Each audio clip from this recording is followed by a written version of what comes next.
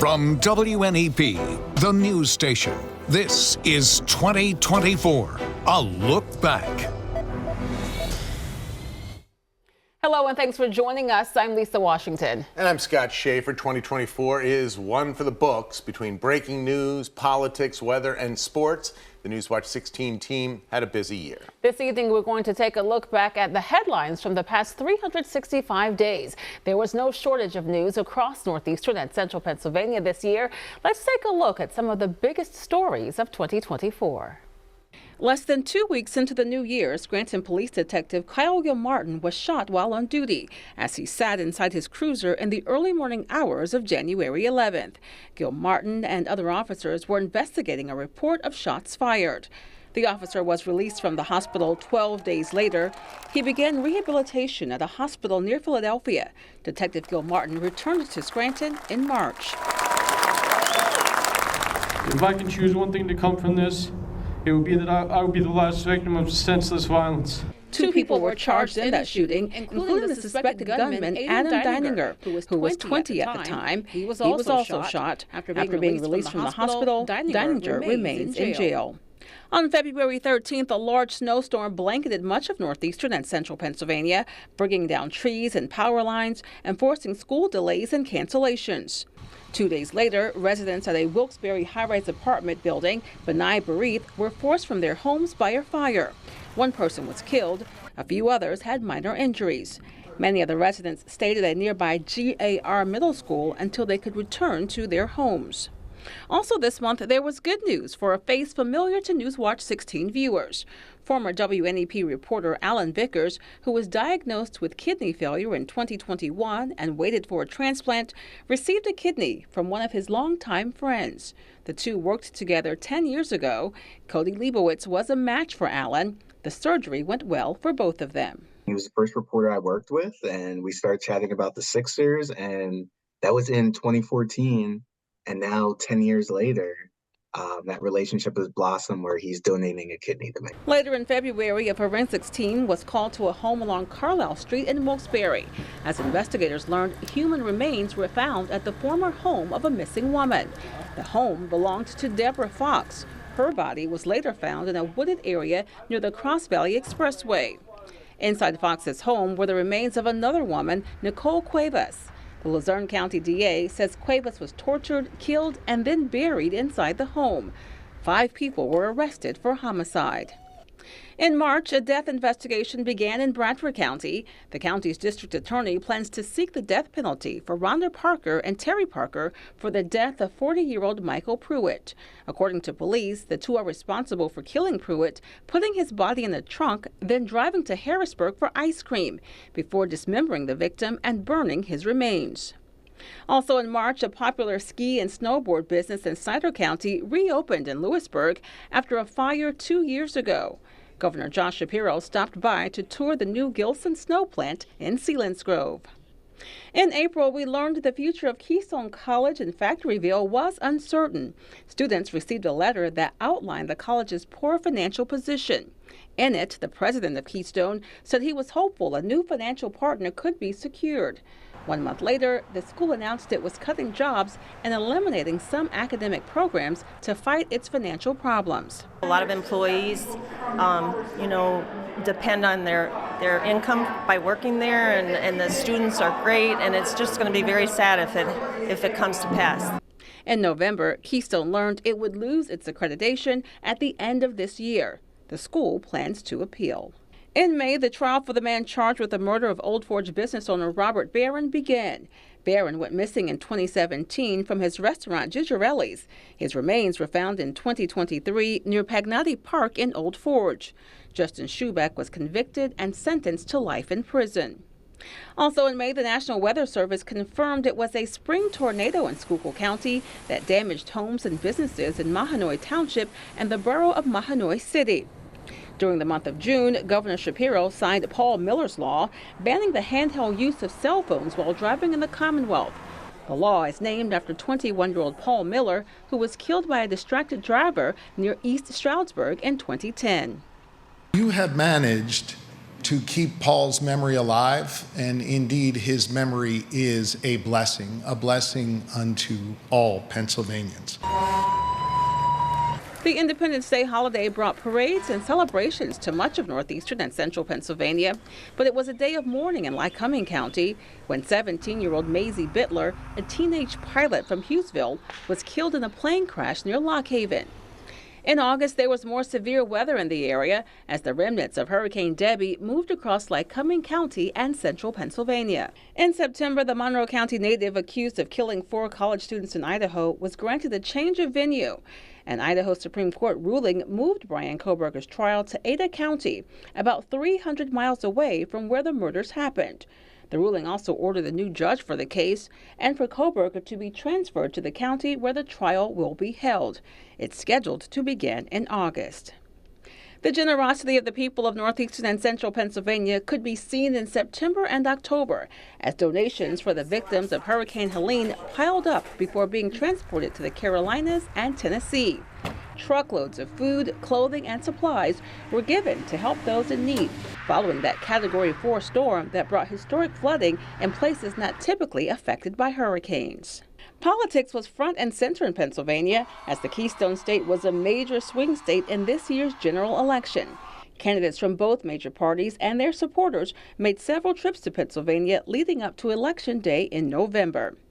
As the year comes to an end, more than $20 million was secured for the return of rail service between Scranton and New York. Federal and state leaders are hopeful this service can be restored.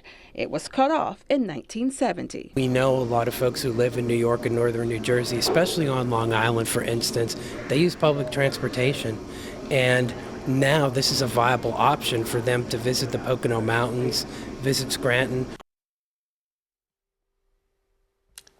In 2024, millions of Americans headed to the polls, first for the primaries and then again in November for the general election. But the presidential election was not the only major political headline this year. Some prominent long-term lawmakers from our area chose not to seek re-election. Others lost their seats thanks to a Republican surge. Here's a look back at the happenings in the world of politics. The year began with a somewhat surprising announcement from State Representative Aaron Kaufer. The Republican from Luzerne County would not seek a 6th term in office. Fern Leard won the Democratic nomination for the second time, but this year she wouldn't be running against Kaufer. Instead, she faced Republican newcomer Brenda Pugh, the chair of the Luzerne County Fair. Pugh defeated Leard in November to keep the seat in the 120th district in Republican hands. By summer, all eyes were on the race for the White House. President Joe Biden and former President Donald Trump each cruised to victory in the Pennsylvania primary, but things began to change when shots rang out one hot July afternoon in western Pennsylvania. The former President Trump is very, very lucky that he's alive. I mean, that went right through the top of his ear. I mean, if that went into his head, he'd be dead. Trump survived the shooting in Butler County, but a man in the crowd was mortally wounded before the shooter was killed by authorities. Within weeks, the race received another major jolt when Biden dropped out and supported Vice President Kamala Harris for the Democratic nomination. When she needed a running mate, a familiar face emerged as one of the favorites. So to answer your question, I'm focused on doing my work. I'm focused on the political task at hand, which is to defeat Donald Trump. Governor Josh Shapiro was ultimately not selected to be part of the national ticket, but Pennsylvania's importance was never in question. The candidates, Trump and Harris, and their running mates, J.D. Vance and Tim Walz, made appearance after appearance in the Keystone State, knowing our 19 electoral votes would be key. When the ballots were counted on the night of November 5th, Donald Trump won Pennsylvania for the second time in 3 tries, and it helped propel him back to the Oval Office. His coattails were long. In the Lehigh Valley, Republican State Representative Ryan McKenzie unseated 3-term Democratic Congresswoman Susan Wild. And in northeastern PA, Republican businessman Rob Bresnahan took out Democrat Matt Cartwright, who was seeking a 7th term in Congress. I mean, it's a surreal experience. I mean, the opportunity to represent my home, where I was born, raised, where I went to school, where I reinvested, where I created jobs, and where I'll eventually die and get buried, and have an opportunity to represent them in the United States House of Representatives is just such an honor and something I'm really looking forward to doing. And in perhaps the most surprising result of the Republican surge, three-term Democrat Bob Casey was defeated in his bid for re-election to the United States Senate. Casey's loss to Dave McCormick may bring to an end a storied political career that began in Scranton's Green Ridge section at the foot of his father, former Governor Bob Casey Sr. The other Green Ridge resident who achieved national fame is also riding off into the sunset after his incredible political odyssey led him from Washington Avenue to Washington, D.C. It happened in 2024. I'm Scott Schaefer, Newswatch 16. From hurricanes to drought conditions, Mother Nature packed a little bit of everything into 2024. We'll take a look back at the biggest weather stories of the year when we return. 2024 went from flash flooding to drought conditions in the blink of an eye. A sunny, dry, and very warm fall to a November snowstorm that dumped more white stuff than we've seen in years. The weather in northeastern and central Pennsylvania kept us on our toes all year long. Storm Tracker 16's Allie Gallo takes a look back at it all. The year started out as expected with a couple of snowstorms in January and February. 6 days into the year, we received 4.5 inches of snow in the WNEP backyard. It wasn't a whole lot, but it would end up being the biggest snowstorm of that winter season. In March, more than an inch of rain fell on Scranton's 62nd annual St. Patrick Parade. But parade goers told Newswatch 16 a little or a lot of rain could never dampen the cherished tradition here in the Electric City. It was a relatively quiet spring in terms of severe weather. There was tornado damage from severe storms in May here in Schuylkill and Wayne counties. Officials confirmed this was damage from an EF1 tornado in West Damascus and Wayne County. In Mahanoy City and Schuylkill County, this funnel cloud caught on camera was also later confirmed to be an EF1 tornado. In June, this storm damage in Berwick was from a downburst, not a tornado, according to meteorologists with the National Weather Service. With the heat of the summer came peak hurricane season, and the tropics got active. Hurricane Debbie made landfall on August 5th on Florida's Big Bend on the Gulf Coast. It weakened to a tropical storm and slowly moved north towards Pennsylvania, causing catastrophic flood damage to homes, businesses, and roads. Trout Run in Lycoming County was especially hard hit by the storm. After Debbie, it was your turn to help. Folks all over northeastern and central PA stepped up to help those in the south devastated by Hurricanes Helene and Milton. For weeks, we covered collections and food drives. Some of you even drove down to impacted areas to drop off the items. Mother Nature created some beauty this year, too. In April, it was the solar eclipse. We did not see totality here in our area, but Newswatch 16's Nikki Kreis was in Erie. She got emotional on air as the moon completely covered the sun. In May, so many of you captured images of the Northern Lights. Then later in the year in October, Newswatch 16's John Myers says we never received as many photos for one event. More than 1,000 from all over northeastern and central PA, all showing the incredible colors on display for just a brief time that night. It was a spectacular season of leaf peeping this fall, and as always, thousands of people showed up to downtown Jim Thorpe every weekend in October for the Fall Foliage Festival. But by November, parts of northeastern PA entered a moderate drought. Low humidity, high winds, and weeks without any measurable rain led to several burn bans for several weeks throughout the month. Skycam 16 captured images of smoke from this 60-acre brush fire that started in a remote part of Montage Mountain in Scranton. This is what it looked like on Blue Mountain near Palmerton. Later in the month, the dry spell ended in a very big way. A complex storm brought much-needed rain at first on the night of November 20th. Then, by the night of the 21st, that rain changed over to snow. For a lot of us, anyway. That night, we picked up our first inch of snow for the season in the WNEP backyard, ending our annual snow thrower contest. Then the next day, we picked up our first foot of snow for the season in the WNEP backyard. The first time that happened in about 3 years. It was an elevation and location-dependent storm. Areas south of Scranton saw a few inches. Highest elevation saw more like 2 feet. Central PA saw pretty much nothing. As we head into 2025, stick with the Storm Tracker 16 team for no matter what Mother Nature might bring. Allie Gallo, Newswatch 16. From some new state champs to another successful year at Pocono Raceway. Plenty to discuss in the world of sports. We're back with the biggest sports headlines of the year. Next. From baseball to football, state championships to new inductees in Pennsylvania Sports Hall of Fame. Plenty of action on and off the field this year. Newswatch 16's Courtney Harrison takes a look back at the world of sports in 2024. We begin this 2024 sports year in review in the high school winter sports season. 3 teams from our area played for a state title in basketball. PIAA girls single A basketball, Mountain View lost to Bishop Guilfoyle 35-17 in the state championship. In 4A girls, Scranton Prep lost to Black Hawk 56-44. In 2A boys, Holy Cross loses to Aliquippa 74-52.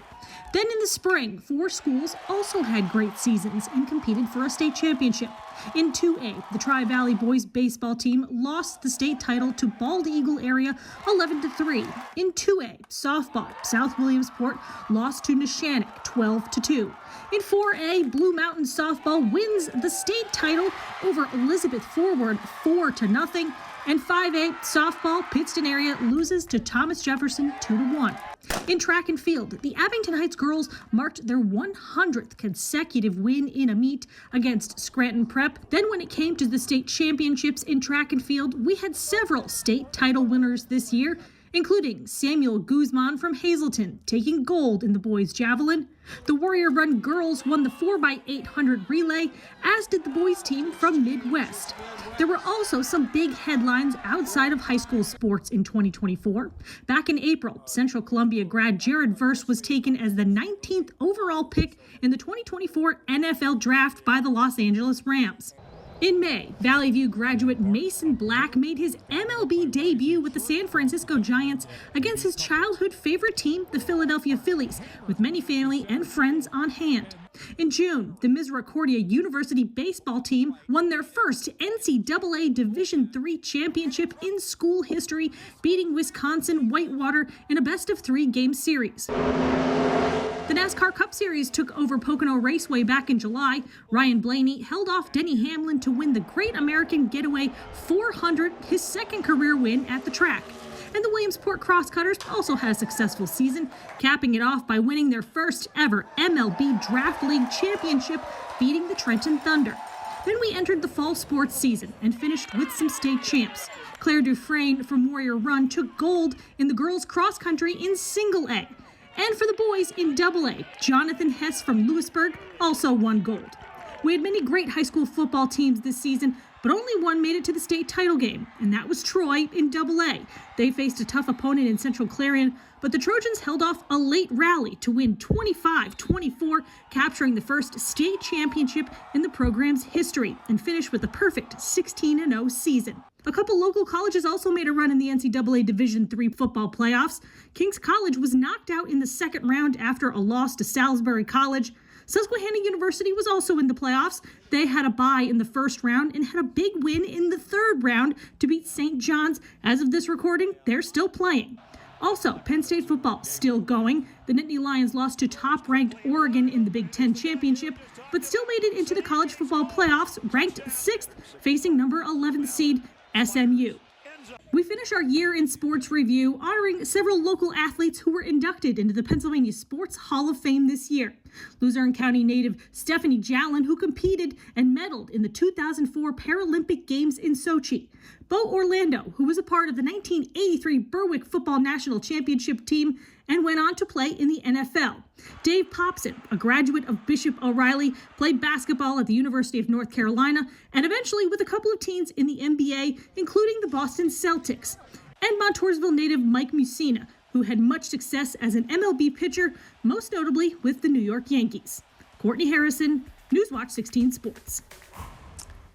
2024, a look back. We'll be right back. As we look back on the year, every season brought us a little something special. Mike Stevens takes a look back through the lens of the PhotoLink Library.